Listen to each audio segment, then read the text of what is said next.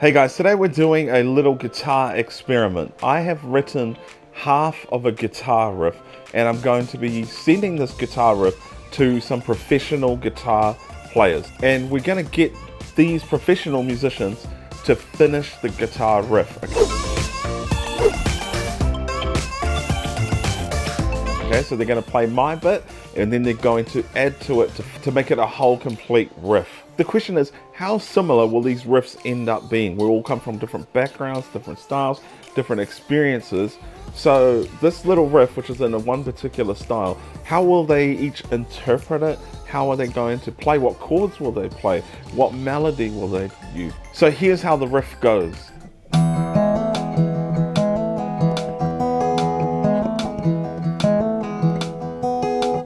I can't wait to see what they're going to do with it. I'm also very nervous to send them any of my playing because I am like here and they are like roof level. Not just in terms of height because I'm very small. It's kind of like serving a McDonald's burger to Gordon Ramsay. It's like turning up to the World Surfing Championships in your undies. No, it's not like that at all. 3 weeks later. Okay, we have everybody's videos in. I am beyond excited. I can't wait to see what people have done with it. It just blows my mind, this concept that we can all be given the same guidelines and be sent down a certain track, and no doubt people are just going to head out in totally different directions. So we're going to start with Danny from Tomorrow People.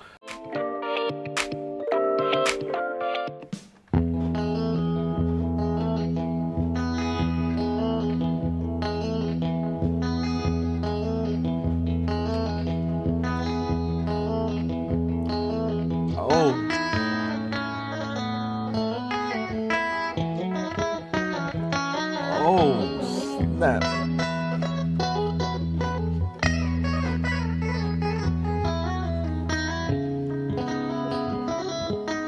What?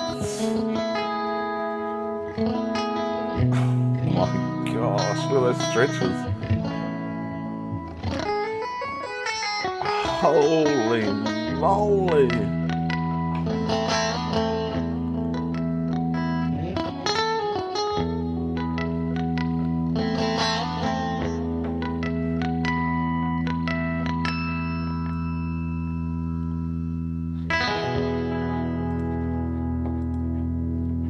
Oh my gosh, that was insane. Some of the fast picking stuff, and I did not expect that, nor was I ready for that. Can I rewrite my own one? That was... What's up guys, Daniel Sugrue here. Nat, thank you for sending through this riff. I didn't know what to expect when you were going to send it through. I don't know if it was going to be heavy or if it was going to be soft.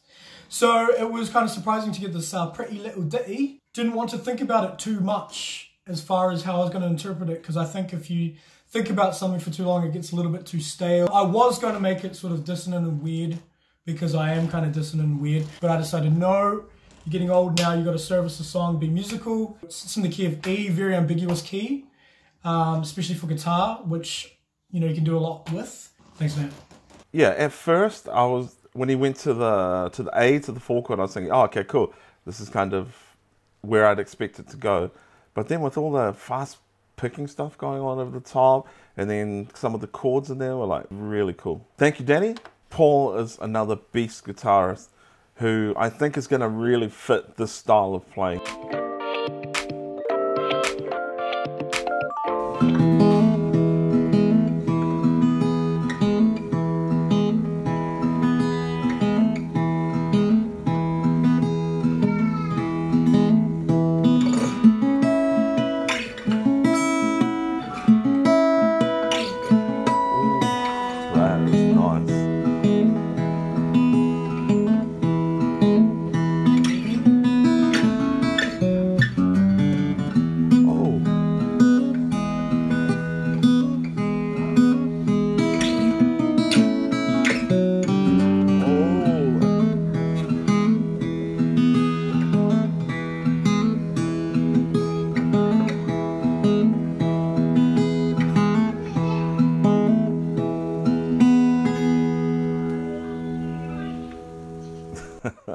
That is so cool. You can hear his country influences for sure. When he goes to that G chord, it's like, whoa, showing your cowboy roots there, Paul. But that was amazing. I loved it. Your opening riff had everything in there for me to carry the story on. So you hammer on from the 3rd to the 4th, from your G sharp to the A. So that tells me I need to go to the A. But then you also rang your open B and open E, and then added the G sharp in there. Right? But then I went to the A and rang the same notes, the B and the E, but I hit the harmonics instead. And then I do this run, which just incorporates everything that I've already done. And I liked a bit of tension in there, so that's why I chucked in the G, because I like the tension. Kind of releases the song a bit and prepares you for what's to come. Thank you for having me involved. It's been such a joy. And I think this is the first time we've ever done this, so I clearly love you, Nat.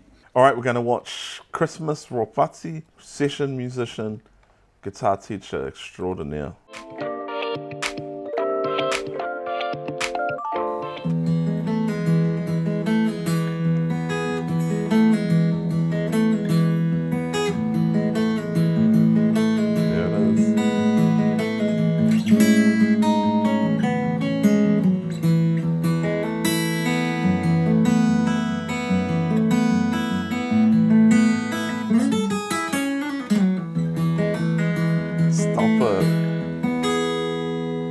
I've got to watch that again, especially the last part. The fast legato playing as he heads back down to the one chord is like, reminds me of Tommy Emmanuel. Like, it's so smooth, so crisp, it's short, sweet, and beautiful. Like you, Christmas, except for the short part. When I first heard it, I heard almost like an Ed Sheeran type guitar style, but I kept it nice and simple, the way I like it. With easy changes and a little bit of picking near the end there, just to bring it back to the one chords. Keeping it plain Jane, and hope you enjoyed it, and hope it's all good. Cheers. That was amazing, bro. Again, going to that 4 chord, I think I predict everyone is going to go from E to A, and so far that's been true.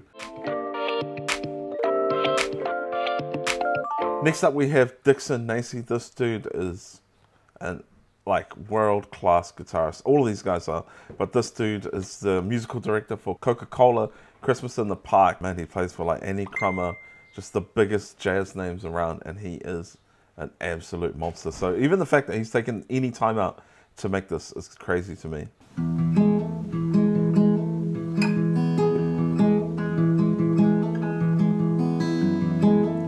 Oh.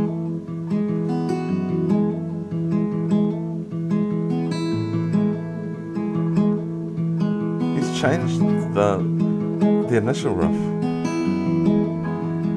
and made it better.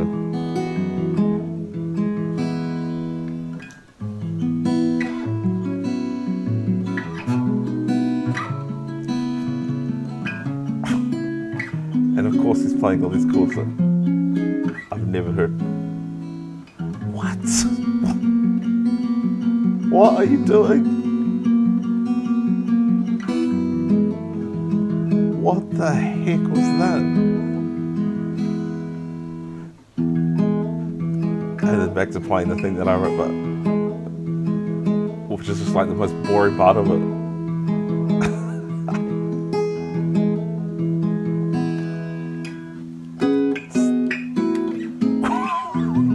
What? Okay, I think, thank you Dixon, because now I can just pause and learn some chords that I would never know how to play or incorporate into my playing. What on earth was that? And of course, the last part, what a show off. I don't care. I don't care about those chords. I don't need to know the names of those chords. You think you're so cool with your 1,000 chords and fingers that are longer than my guitar. Wow, I'm going to watch that again. Hey guys, my name's Kristian, and it's a massive privilege to take part of this little experiment that the boys have put together. This is the track. I'm playing it live, so you'll hear it, mistakes and all.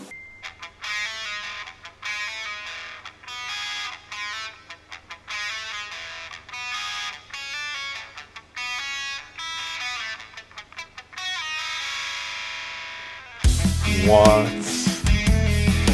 Backing track? Stop it.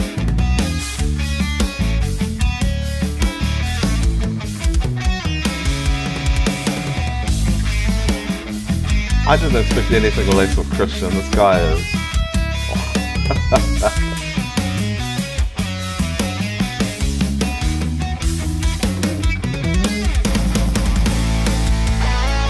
Oh my gosh, is it soloist? What?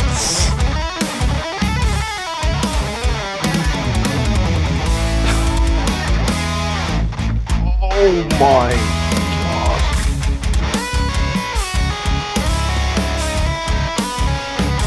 Holy heck. Oh my goodness. And then back to the riff after blowing your mind wide open. It's so guitar virtuoso. This is like, it's like Satriani wrote the song.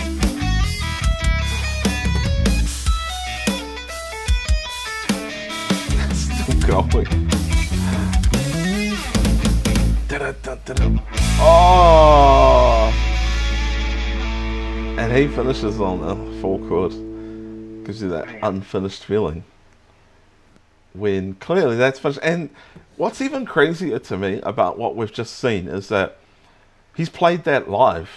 Like, he's made the backing track and he's recorded all of that professionally at his studio, but then he's so good on the Gat that he can just be like, you know what, I'm just going to play that ridiculous lead guitar part and I'm going to play it live. That's how amazing he is, that he doesn't need to redo his bits like mine is edited big time for all the millions of mistakes, whereas this guy's just like, I'm going to play the craziest stuff live. A little bit about the track. I don't really know what or how it's come about. My brain just kind of has no structure to it. When it hears music stuff, it just kind of explodes. So I heard Nat's riff and then my mind immediately jumped to this middle section that I've done. There's 3 sections: the original riff, this middle section, and then it comes back to the original riff again, slightly altered. Chucked in some drums and played some bass and a little bit of guitar, so hopefully it gels.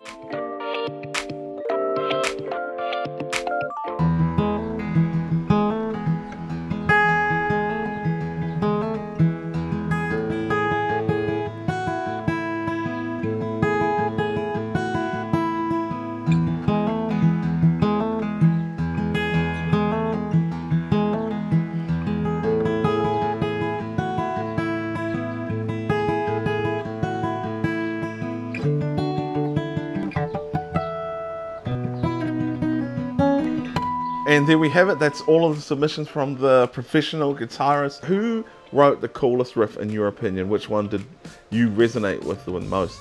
Who wrote the best one for you? I want to say a big thank you to all of them for submitting their challenges and doing this.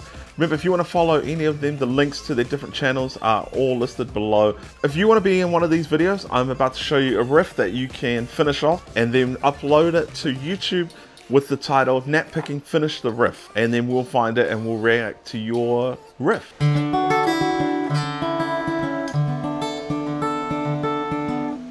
So get writing, finish the riff, and I look forward to seeing what you guys come up with.